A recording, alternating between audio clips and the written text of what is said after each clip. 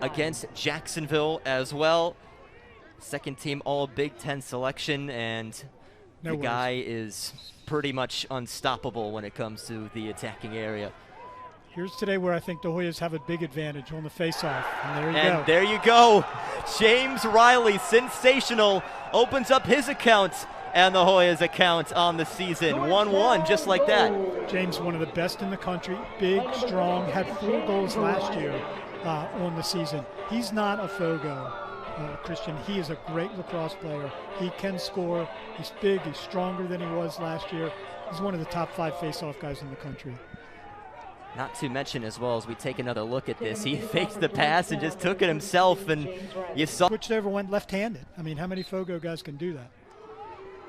Now, it looks like he's just won another one.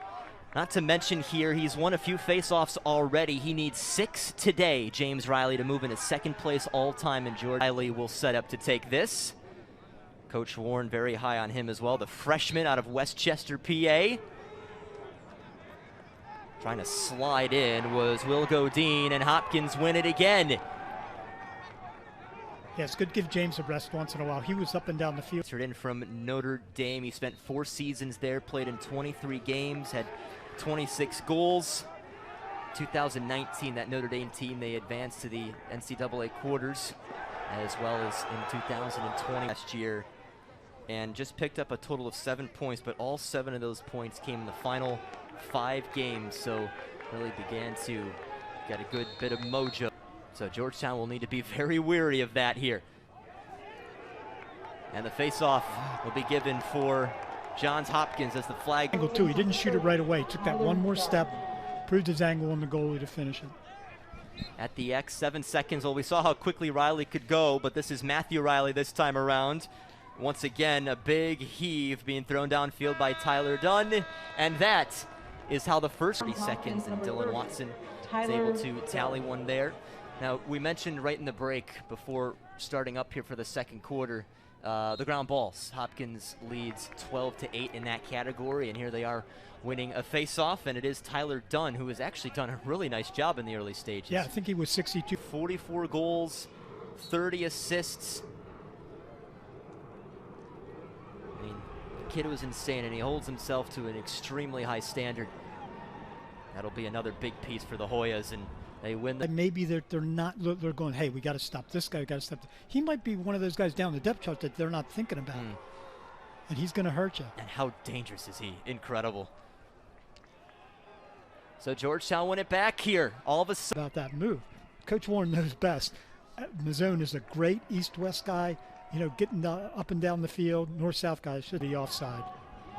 So 2 behind-the-back shots, 1 from Grimes for Johns Hopkins, and now 1 for Watson, whose goal, as you had mentioned at the end of the first quarter, I mean, that maybe turned the tide for Georgetown. It seems like it perhaps did. It's been into it all afternoon. Can only imagine the second half's going to bring out more. There are a few guys without shirts on down there too, but meanwhile, the face-off is won by Dunn, and immediately off of the gate, it looked like Hopkins were lingering right in front of goal. Well done by Bo, and he's won it back, and a helmet comes up. And had 4 goals in each of his first 3 games back. And when we were talking with Coach Warren, remember, before the game, we had mentioned Dylan Watson, and really his challenge for Dylan Watson was to get about 8 to 10 shots. Last face-off, it was Tommy Sopko who had a go at it, but Matthew Reilly back into it. He's nearby. He gets a big hit delivered to him, as that was Alexander Mabet who got in there.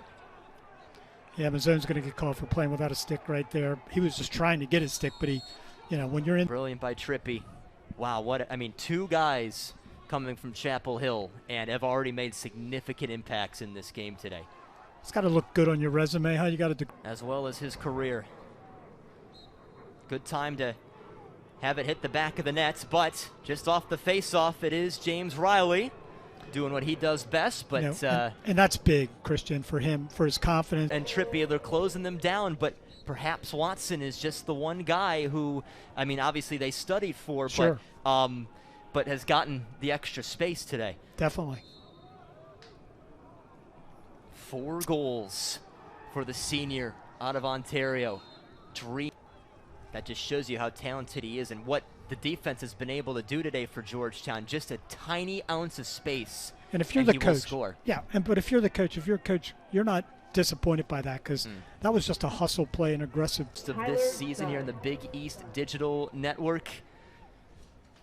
In good hands for the rest of the way. But here we go for quarter number 4, the quarter that decides it. And Johns Hopkins are going to need a few goals just to get right back into the third on the team in goals last year with 24. Had only 4 games without a single goal last season. He set a career high of 5 goals in the tournament against Syracuse. You see another just missed chance by the Hoyas. And it ricochets. I got snow. Come on. It's going sideways at the moment. Isn't it springtime yet? Seriously. Beautiful yesterday, mid-50s, low 60s. Great day. Georgetown win it again here. And it's really dangerous position now is home against Loyola next Saturday. And then they travel a difficult road trip at North Carolina, then at Virginia. Nowhere to be. That's what Dylan Watson's done. That's what game. Shooters do. Yeah, that's what scorers do. Ooh. Oh, huge collision. Going down to the ground there was Logan Callahan, who's now getting a few looks for Johns Hopkins. Lofted up. Hip. It's almost impossible for a goalie to stop. It's like some of the Hopkins fans are making for the exits. Yeah, especially in this cold, too. You want to get out of that as soon as possible. And the snow coming down. But they've been here for really just about the entire way, and they've been loud, too. What a great crowd. 9 shots, but again, the defense were really, ever since he scored that second goal, they closed down on him, and he hasn't had much space, and that's maybe the second or third time we've even mentioned him since that second goal. He's going to be a good player for them. Just a sophomore out of Boys Latin, big body, 6'4". He's going to